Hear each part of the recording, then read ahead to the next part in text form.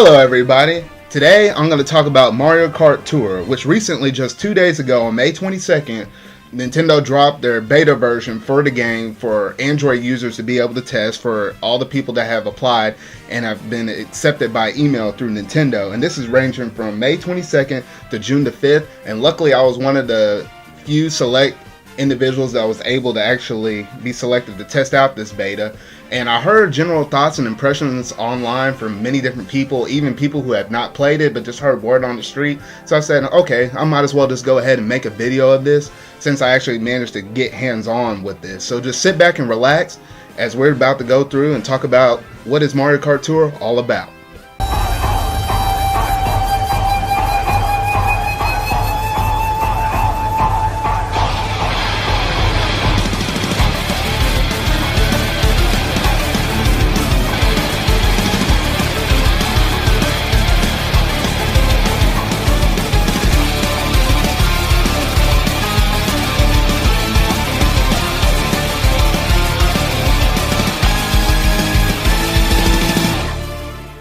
Now, one of the major questions about Mario Kart Tour is how well could they manage to squeeze a Mario Kart traditional console or handheld, whether you'd be playing something like Mario Kart 8 Deluxe on the Switch or been playing Mario Kart 7 on the 3DS, how well could they translate and put all of that stuff from their console and handheld games and translate that into a mobile game? I will say that with Mario Kart Tour, technically, you're not supposed to be able to share any gameplay or screenshots of the thing. It's part of their user agreement. So during this discussion, I'm actually going to just use some Mario Kart 8 footage that will just be rolling along on the screen while I'm talking about Mario Kart Tour. Simply, the game just runs on auto scroll. Like for Mario Kart 8 Deluxe, one of the features within it actually lets your cart automatically move. So that's how they had it, simplified for the mobile game. So your cart's automatically moving, and it shows an arrow path of where you're actually going, and it's always set to basically go straight. And then you can hold your finger across the screen and slide left or slide right, and it's going to make your cart turn left or right. And in the settings options, you can also change your settings around where you can change it to gyro, so that way when you rotate your phone, it automatically changes. And also you can change the settings on it to where you can manually drift. So by pressing the button once, it makes you hop, like as if like you press the R button, so to say, on Mario Kart 8 Deluxe, which makes you hop, and then you can turn into your drift. And if you turn your settings to the manual version like that, in essence it does the same thing like Mario Kart 8 Deluxe. It turns you're able to actually get your ultra mini turbo. So after your drift and your sparks go from like blue to red, it can also go up to purple if you turn it on manual drift. So there is a bonus if you change your settings up like that. But going through the game, you first open it up and they basically teach you the controls. They tell you how to turn, drift, how with items, how that starts up, how you get your Swift speed up boost and everything like that. Stuff that's very similar if you play Mario Kart 8 or 8 Deluxe. Stuff that any Mario Kart person would generally know right off the bat. And the way how this game is set up, you have all these different circuits, and it starts off with the Toad circuit. And for example, the very first track is actually the SNES Choco Island 2. So you go through the race, and you start off with 50cc. I will say this. You start off on 50cc, but that's not the only one. There's also 100cc, 150cc, and from what I heard from people that got really deep into the beta, I don't think 200cc is available. It still stays permanently locked, but within the full version of the game, 200cc should be available. And you start off on 50cc, and it seems like whenever you first start off the match, it seems like it goes through a matchmaking process similar to Splatoon 2 when you go into a lobby within ranked battles or any other kind of thing, just regular turf wars.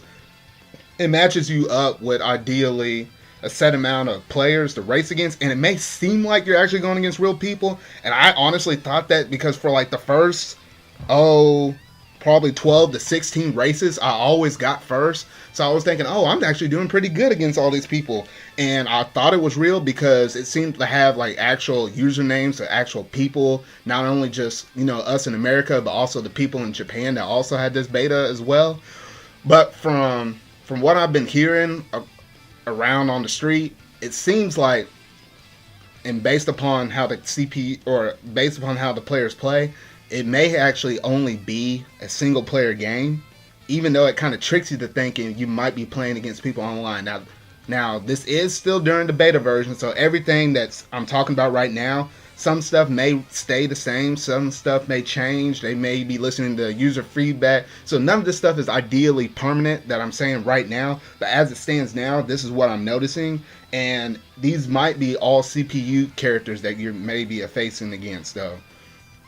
But anyway, that thought aside, the whole point of this is obviously to get first place on any race that you do, and you accumulate points. Now the points can be accumulated and it's tracked by multiple different things. It's chosen, it's based upon what kind of glider you're using, what kind of kart you're using, as well as the character. And overall, each course has a theme. So for example, like the SNES Choco Island 2, whenever you select that, it's going to say which character do you want to choose. And for the characters, there's like three different ways that they categorize them every time you choose a course before you're about to begin your race. There's characters that have 3 item slots that you can choose from. There's characters that have 2 item slots and characters that have 1 item slots. Now, each one of these characters are always put into whichever one you are, and based upon the course theme, certain characters will have advantages. Like they'll be the ones, like for example on SNES Choco Island 2, Baby Daisy and Metal Mario actually get to have 3 item slots, while characters like Toad and Baby Mario have 2 item slots, while characters like Koopa Troopa and Standard Mario only have 1 item slot. So based upon each track, there's certain advantages and disadvantages for choosing different characters. So ideally, if your main was, like in my case, Dry Bone Bowser, you might not ideally want to use them in every single race, depending on the theme that the course is built upon. And this also goes into play that if, and I believe somehow they might find a way how to incorporate online play with the Mario Kart Tour. The way how they have it set up right now, it is kind of unfair if you, so to say, have characters that are unlocked that allow you to have 3 items, while another person might not have that character that has 3 items unlocked. So they might have to use a character that only has, so to say, 1 character unlocked. So there are little things about that in the game that will give certain people advantages and other people disadvantages. So I'm wondering if they're actually going to sit down and try to think about that if they're trying to incorporate this with online play. And speaking of characters, I just want to go through the list of characters that are available as it stands right at this moment. You have Mario, Luigi, Peach, Yoshi, Bowser, Donkey Kong, Toad, Toadette, Daisy, Wario, Waluigi, Metal Mario, Koopa Troopa, Shy Guy, Baby Mario, Baby Luigi, Baby Daisy, Baby Peach, Baby Rosalina, all the Koopalings except for Bowser Jr., Dry Bones, Rosalina, Dry Bone Bowser, and King Boo. So those are all the characters that are in the game as it is right at this moment. And since it's basically like a gacha style game, they could add more characters throughout the app's history as it goes through its life cycle. And then obviously you have all the different cards, you have your gliders, and coins actually play into this as well. You get to collect the coins on the track, and while you're going through and collecting coins, you can actually use those coins to actually upgrade your gliders or your carts or a few other things, and that will increase your stats, so it helps you perform better during your races. And since this is a gacha style game, you basically earn emeralds, and these emeralds actually allow you to basically summon, whether it be a character, a cart, or a glider. And basically, as it stands now, you use 5 emeralds to summon once, or you can use 45 emeralds to summon 10 times in a row. So basically, it saves you 5 emeralds. And this is kind of similar to summoning, kind of like Dragalia Lost. Like it benefits you more, so to say, to do the summons where you get multiple rather than the individual, because over time, if you kept doing that, you'll wind up getting more free stuff over time. Now, if we were to drift back onto these courses, I just want to give like some examples of certain courses that were used. And there were some other courses such as like 3DS Toad Circuit, the GameCube Dino Jungle. There was the SNES Mario Kart Circuit 1, N64 Calamari Desert. They got 3DS Mario Circuit. They had the DS Luigi's Mansion, the SNES Mario Kart Circuit 1 repeated again. And certain courses, I believe they start to repeat again because you might have played that first course on 50cc ideally, and as you upgrade more, you unlock more of the 50cc to 100cc to the 150cc. So some courses will repeat, and then you also have courses like N64 Koopa Troopa Beach. So I do like the fact that since this is a mobile game, there is a lot of Mario Kart history that they can pull on for courses. So ideally, it might be possible, ideally, for them to throw almost every single course throughout all the Mario Kart games, everyone from the SNES all the way up to the Switch right now. Ideally, that could be a thing. I don't think they probably would wind up hitting all of them, though, but there is a big backbone for the type of content that they can pull from every single one of these courses. Now, during the races, I already kind of told you about how the controls work in terms of your drifting and turning. There's also the item management. Now, I did mention this and said based upon which character you choose and the theme of that actual racetrack course, you actually will either pull 1, 2, or 3 items. And essentially, every time that you hit an item block, no matter what you have on hand, all those items get dropped or used at the same time. This is one of my bit of worries, I would say, with this is I wish there was a way, because normally in Mario Kart, if you have an item and you happen to hit an item box and all your items are maxed out, it technically won't allow you to drop an item. So to say, if you're in first place and you have that banana behind you, if you hit an item block, it's going to make you drop the item. So I kind of wish there was a way how you don't necessarily drop all items every single time you pass it, because then it kind of messes up your competitive play, trying to play defensively, so to say, if you're in first place, for an example. And other than that, while you're turning and drifting on the course, it technically, in some areas it kind of does this, in some areas it kind of doesn't, but it technically doesn't allow you to strongly go off-road. Like, it will try to correct you, like as if like you're playing Mario Kart 8 Deluxe and you have your steering assist mode on, where it technically won't make you go off-road. That does apply to many of the courses I have noticed myself being on, even when I have my manual drift set on. So that is one other interesting thing to note. But overall, just looking at the game and how fluidly it runs, it does have a little bit of hiccups, probably just because it's in the beta version though. But in the aesthetics department, it does look like a really good, clean game. I actually had some really good vibes going through and actually playing the N64 Koopa Troopa Beach. And I hadn't played on that course in nearly years, since whenever the last time I played it. More often I played it on my N64 version though. But just seeing that all upgraded and just being able to play it on my mobile game on the go is actually pretty smooth. And I'll also say, when you're driving around on these courses, the races aren't a typical three course lap. It's actually 2 laps. So it is a little bit more faster pace in that regard. So you're technically going to be going through these courses a lot more. And I guess it's just kind of to complement that quick pick up and go gameplay.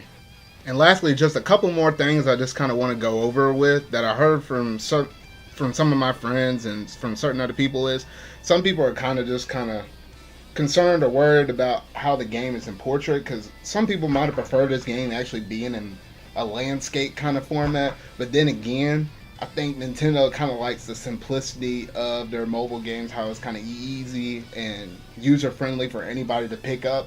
And for the most part, if you look at a ton of mobile games, the vast majority of all mobile games are actually in that vertical format. So at least for me, and the way how they scaled the game, I don't think it really takes away from playing the Mario Kart Tour in the portrait style format. But that's just me. But whenever I'm playing it, I feel like I'm not really missing out on anything else. And then the last thing I have to talk about is just the progression of the game overall. Because with gacha style games, eventually you usually will hit that wall where it kind of incentivizes you, where you can still, if you do all the grinding and stuff, it is possible for you to keep playing this game for free, but it hits that wall where it's very hard to hit it. So then that's where microtransactions comes into play.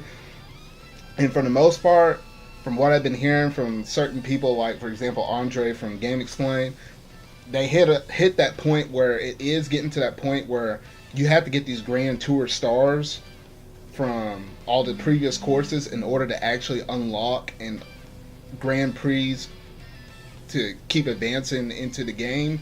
And eventually it kind of does get to that point where, remember, that game is basically based on all the point styles, and in order to get, and once you get enough points within a certain race, that gives you all the stars that helps you for your progression. And it's getting to the point where it's really hard to get all 5 stars, to where it becomes kind of impossible, almost near impossible, for you to be able to get enough points to get the Grand Tour stars. For example, you have to have certain characters in order to get the points so high, or have the certain types of carts, or the certain types of gliders, and it will hit that point where if you don't have any more emeralds that you got for free, it's going to encourage you to try to buy emeralds, which technically we can't do in this beta version because there's no microtransactions available right now because the game's not officially out yet. But that is one thing to keep in mind with all of this. So I believe there will be that wall, but at least he managed to get at least a few hours into the game before you hit those walls. And generally with most mobile games, as we saw through Fire Emblem Heroes, Regalia Lost, they're able to patch and update these things, and maybe they'll be generous from like their day-to-day, their daily gifts that could potentially give out tickets or give out actual characters or carts or anything else that we don't know about yet. So remember, with this whole entire Mario Kart Tour Beta, this is just all the stuff that I noticed and what I've been hearing from other people, but mainly from what I noticed. And overall, I really do enjoy the game, and I think it's going to actually do pretty well. Definitely better than, for example, Mario Run, that was just a flat out $10 to start. Because I think most mobile games nowadays, the mass majority of all of us like to have that free to play style, but have the microtransactions in there. So I think they kind of managed to strike a nice fine balance. There's just a few things I just kind of want them to touch up on, like be more direct, whether or not we're going to have multiplayer be a part of the game, how all the microtransactions will work, how much will emeralds cost or coins cost in order for you to upgrade your characters, your cards, your gliders, everything else. So overall, I am very well impressed with Mario Kart Tour, but at the same time, it does leave me a tad bit more questions than answers. But if I happen to run across anything else, you'll see me talk about it somewhere on my Twitter at MegazardX on Twitter. So just keep up to date on that. So just follow me on Twitter, and I'll just be giving out more of my impressions that way. But this is all I wanted to talk about within this video. So thank you for tuning in, and be sure to leave down in the comments section any questions that you might have on the Mario Kart Tour Beta, or you can message me, or you can send a tweet at me on Twitter. And overall, I'd just like to see down in the comments, what are your thoughts on Mario Kart Tour, if you managed to get accepted into the beta, or just things that you might have been hearing from other people, and just some questions that you might have that you may possibly want to have answered. And I'll talk to y'all in whatever video I make next. See ya.